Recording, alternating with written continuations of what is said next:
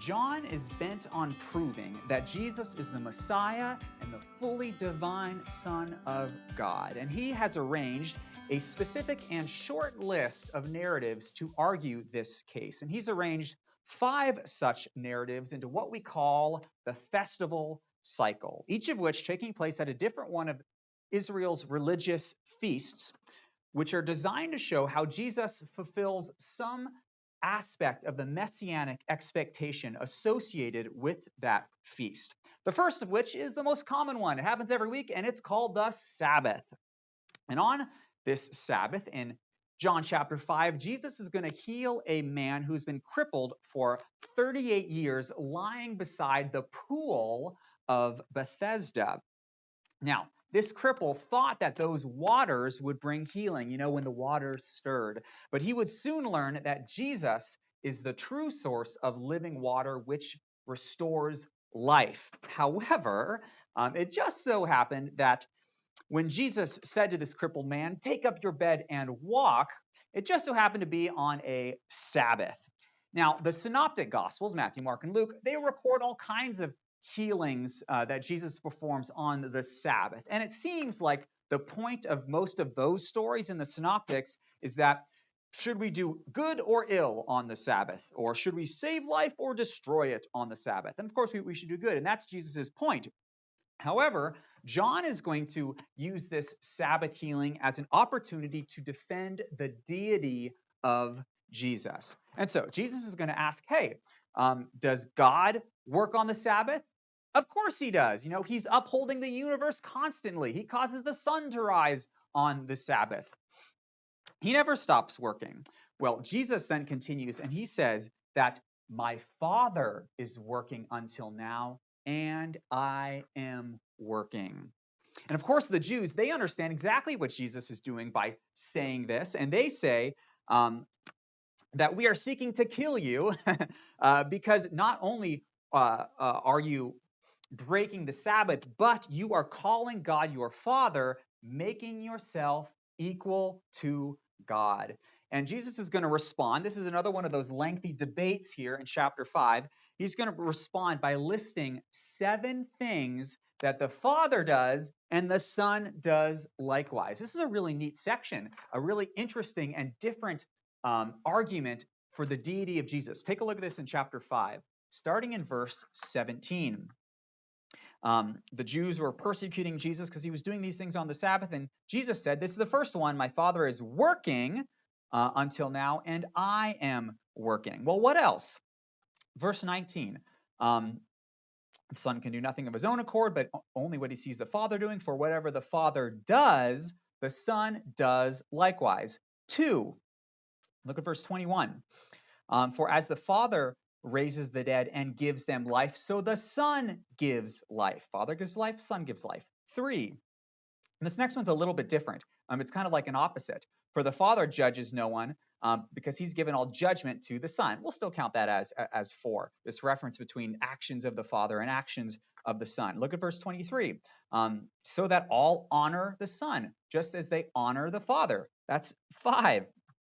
Look at verse 26. As the Father has life in himself, so the Son has life in himself. That's 6. And then look at verse 30. I can do nothing on my own. As I hear, I judge, and my judgment's just because I seek not my will, but I seek the will of the one who sent me. The Father seeks his will, and I seek his will. That's 7 things.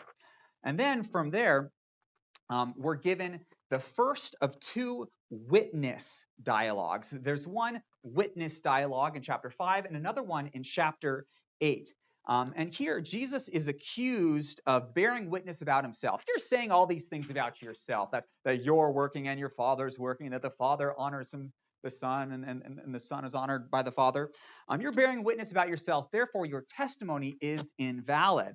Well, Jesus is going to respond by marshaling this whole array of witnesses. And we, as readers of John's gospel, it's like we're observing a court case. It's like we're in a courtroom and we're just watching witness after witness take a stand and give their testimony about who Jesus is. It's really quite thrilling. And Jesus is going to list 5 witnesses here in chapter 5.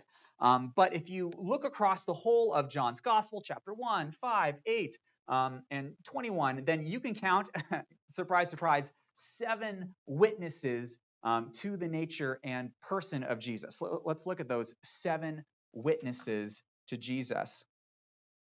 So here they are. The first one we see in chapter 1 is John the Baptist, but he does reference John the Baptist in chapter 5 as well. You sent John, and he, John, has bore witness to the truth. Jesus' works, the works that I do in my Father's name, they bear witness about me. God the Father himself bears witness. The Father who sent me bears witness about me. And these scriptures which you adore, the scriptures, you search them because you think that in them you have eternal life, but it is they, the Old Testament scriptures, that bear witness about me. It's all about me, you guys. Jesus himself bears witness, and the Helper. When the Helper comes, the Spirit of truth, he will bear witness about me. And then the disciples themselves, who were with Jesus from the beginning, back in chapter 1, they will bear witness as well.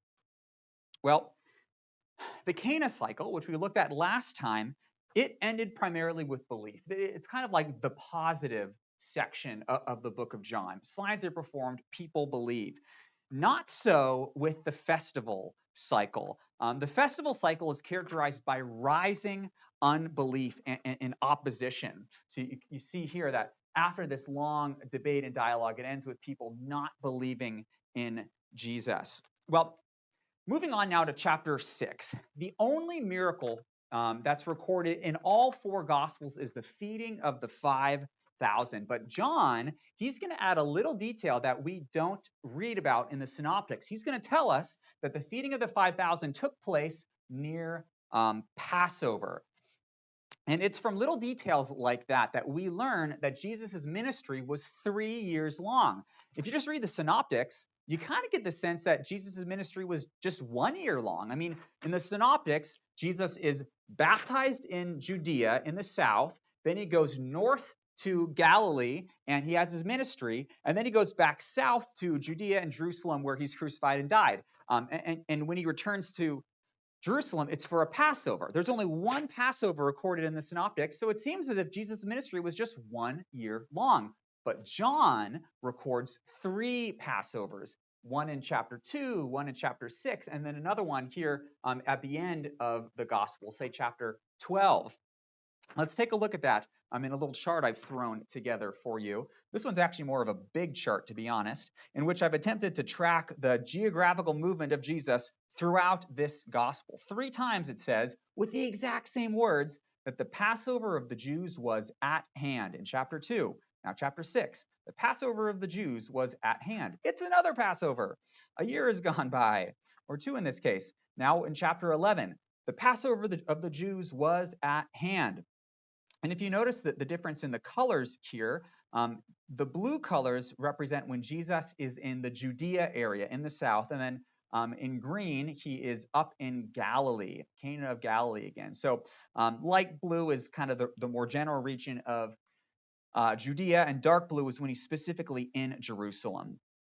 So he's in Judea, then Galilee, and then south to Jerusalem again for the first Passover, and then he goes up to Galilee to complete the Cana cycle, and then he's back in Jerusalem, and then he goes back to Galilee again, where he feeds the 5,000, and then for the remainder of the book, starting in chapter 7, he's pretty much exclusively in Judea, except for after his resurrection, he reveals himself to the disciples on the Sea of Tiberias, or the Sea of Galilee. So it does end in Galilee there, but all quite interesting, I think, or at least I hope you find it interesting. I certainly do. Well, we've argued to this point that John's audience is primarily Jewish, or at least those who have a firm grasp on Israel's scripture. So many of John's arguments about the nature of Jesus are rooted in the Old Testament, and that is certainly the case here in chapter 6, in which John is going to argue that Jesus is the new Moses, the prophet who has come into the world. Take a look at this chart in which I've highlighted some of the parallels between John chapter 6 and Numbers 11.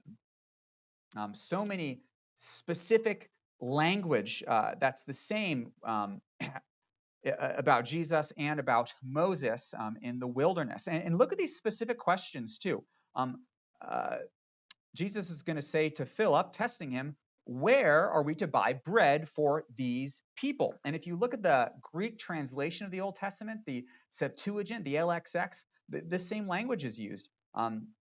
Pothen or pathen, from where will we get meat for these people? And then Philip is going to continue, if we had all this money, that would not be enough. Arkeo, that would not be enough for them. It would not be arkeo, sufficient for them if we were to slaughter sheep and oxen by the thousands to feed all these people in the wilderness. And then, of course, the episode in Numbers is going to conclude with the people grumbling or murmuring. The same word is used to describe the Jews responding to Jesus' claim that he is the bread that came down from heaven. They are going to grumble. So many parallels here, and all of them point to the fact that Jesus is the prophet like Moses. And Moses was kind of the prototypical prophet king. All the prophets after Moses are built off of his kind of prototype. And what do we read here in John 6:14-15? The people ask, isn't this the prophet who has come into the world? Moses said that that we should look for a prophet like Moses, which is a term for the coming Messiah. And therefore, in response, the people tried to force Jesus to become their king, and Jesus had to make a quick escape there. Well, just another connection right after Jesus gives them like bread from heaven, or he has this discussion of providing food in the wilderness. He's going to walk on water, just like Moses led people safely through the Red Sea. So this connection of Jesus as the new Moses is very strong in this chapter. But this chapter, John 6, it operates on multiple levels. The new Moses thing, that's one level. But remember, this feeding of the 5,000 took place during Passover. And John was very specific to mention this feast. Why? The Passover tells the story of Israel's deliverance from slavery in Egypt when the death angel passed over them because they were covered by the blood. And Jesus is going to assert that he is the true bread from heaven, where if the people eat it, they will live forever, unlike the manna, where the Israelites ate the manna for 40 years, but they still died in the wilderness because of their own sin, their hard hearts. They didn't enter into the promised land. They ate the manna, but died. Jesus says, you eat the bread of life, my flesh, and you will live forever. Well, Jesus' flesh as the Lamb of God will provide a covering from death for all who eat his flesh and drink his blood. Now, this is a very provocative statement, and many people turn away from Jesus and do not believe. And of course, Jesus is going to ask his own disciples, are you going to turn away too? And Peter, who's the man, says, where else shall we go? You have the words of life. So Peter has that positive statement here. However, Jesus, at this point, at the end of chapter 6, he is nowhere near being done with provocative statements. So moving on now to the next feast, the Feast of Tabernacles. Passover was in early April. Tabernacles is about 7 months later in September, October time. And the Feast of Tabernacles takes place over 7 days. Well, on the last day, the 7th day of that feast, Jesus is going to get up in front of everyone and he's going to say, if anyone is thirsty, come to me and drink.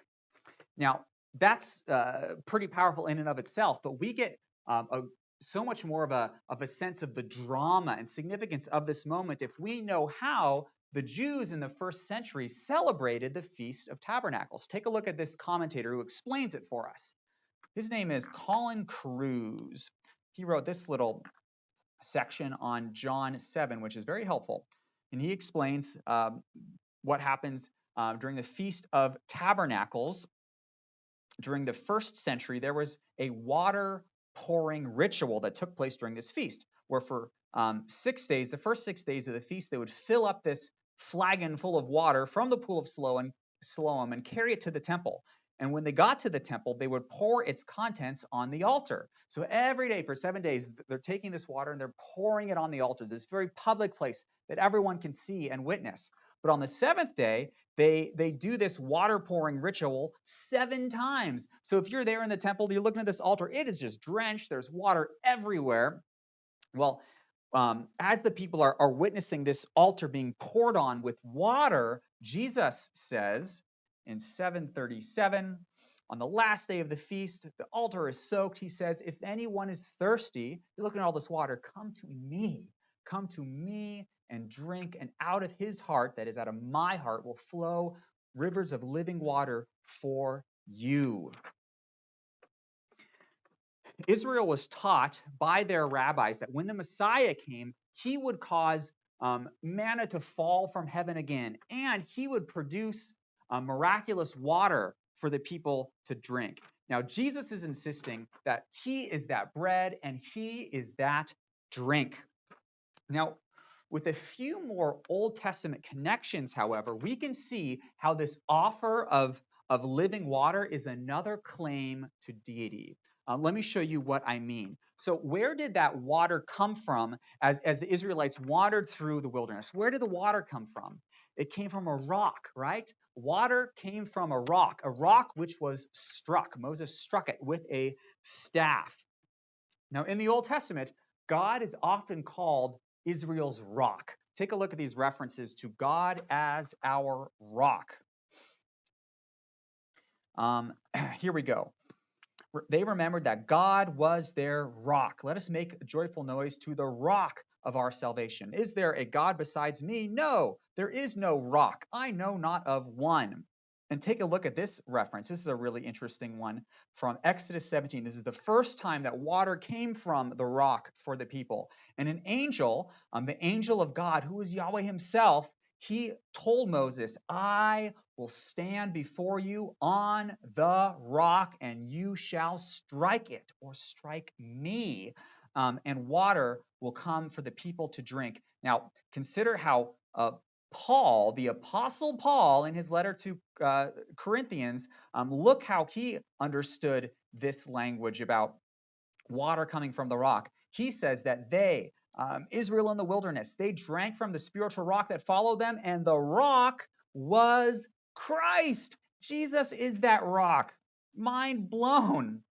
He's claiming to be the rock from which Israel drank living waters in the wilderness. And this is a rock that must be struck in order for the water to flow.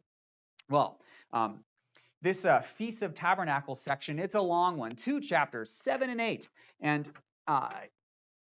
at this feast, Jesus is going to claim both to be the source of living water and also the light of the world. And this is actually Jesus' second I am statement. He's going to say in chapter 8, verse 12, I am the light of the world. Let's look at Jesus' 7 I am statements. I am, he says, the bread of life. I am the light of the world, the door through whom people enter and are saved. I am the good shepherd, the resurrection and the life, the way, the truth, and the life, and the true vine. And this language, ego eimi, I am, is taken from God's revelation of his divine name in Exodus 3, where Moses, he's just trying to get out of this responsibility that God is calling him to. And he says, what if the people ask me, what is his name? What shall I say? And God says, I'll tell you what my name is. I am who I am, he said. Say this to the people of Israel. I am has sent me to you. This is my name forever, how I am to be remembered throughout all generations. So here we have this further claim to the divinity of Jesus. He is the self-existent one. I am who I am, Yahweh says in the Old Testament. I am the one who is, and so is Jesus.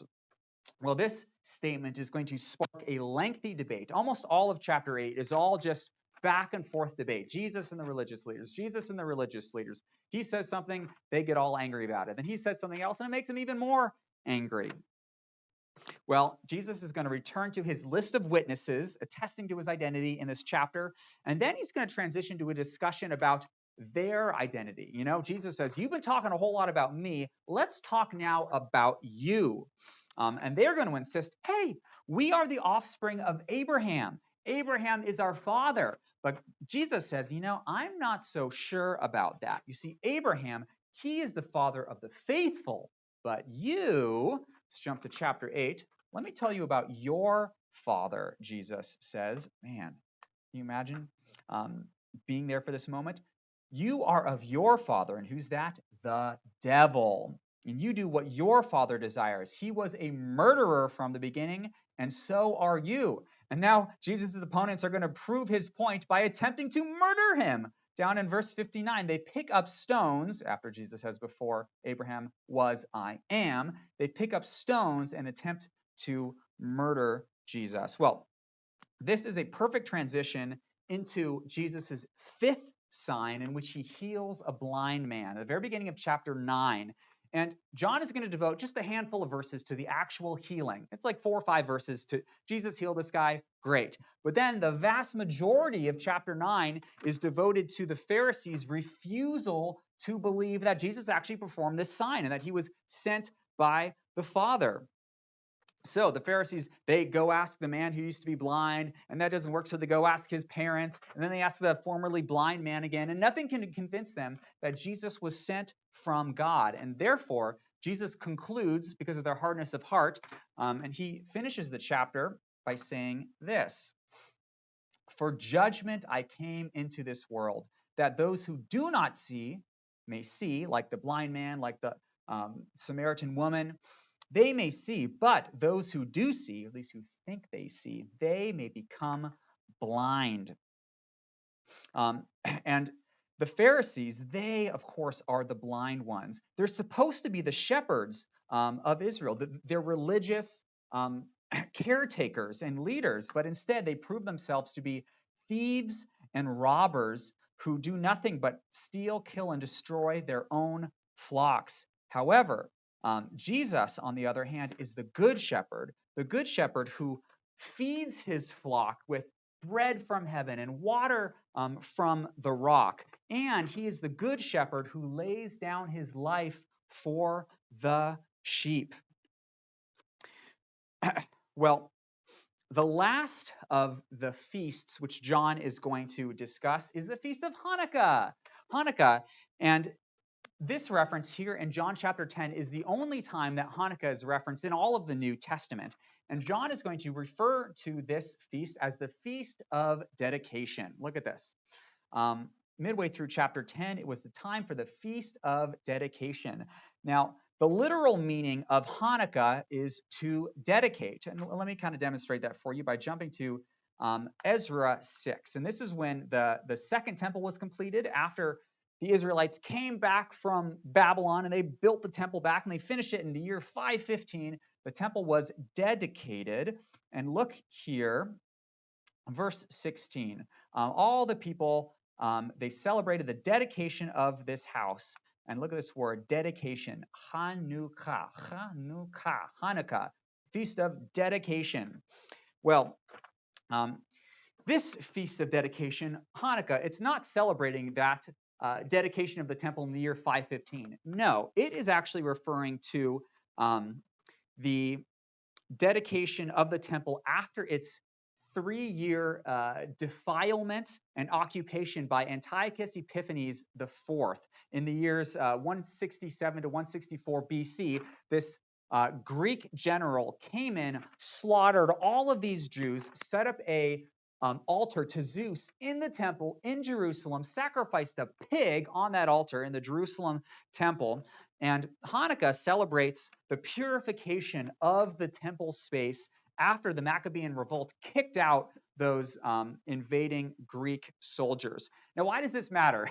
Well, why is Hanukkah referenced in the book of John? What is its purpose here? Well, in the same way that the second temple was dedicated and purified and consecrated, set apart as holy, so Jesus is going to claim in John 10:36 that I am the one whom the Father consecrated, set apart as holy, dedicated, and sent into the world. I am the Hanukkah one, the dedicated one. I am the temple presence of God in your midst. That's pretty amazing. And so John he's going to close out this entire section where he's just been making his case for who Jesus is, the Messiah and the Son of God, with his most stark and bold claims of deity here at the end of chapter 10. Let's look at that again. We're in Ezra. We don't need to be in Ezra. We need to be in John 10. Where in verse 36, he says, I am the one who the Father consecrated and sent in the world. And he said earlier, I and the Father are one. The Father is in me, and I am in the Father. And when the Jews hear all these things, they say, we're going to stone you because you, being a man, make yourself to be God. And they attempt to kill him for the second time, trying to stone him, but they do not succeed because Jesus' hour has not yet come. He has one more sign to perform and one more discourse to deliver before it's time for him to lay down his life for the sheep. And we're going to turn to that sign next.